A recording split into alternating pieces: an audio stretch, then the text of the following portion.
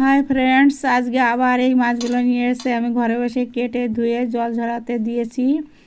আর এই শাকগুলো যে শীষ পালন, এগুলো কেটে বেছে ভালো করে ধুয়ে এই যে রেখেছি। তারপরে এই যে লাউ কেটেছি, এইভাবে কেটেছি।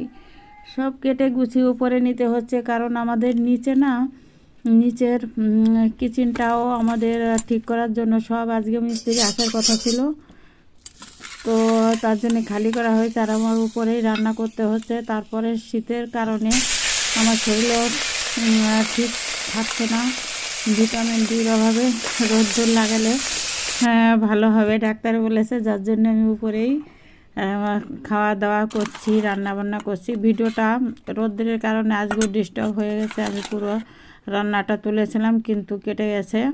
এই ডাঁটা শাক রান্না করেছি, শীষ পালনটা ওই মাছ দিয়ে, খুব ভালো টেস্ট হয়েছিল।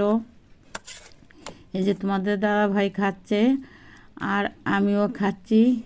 আর এই যে লাউ সবজি ওই মাছ দিয়ে করেছি, খুব ভালো হয়েছে। এটাও কাঠের উনুনে খুব টেস্ট।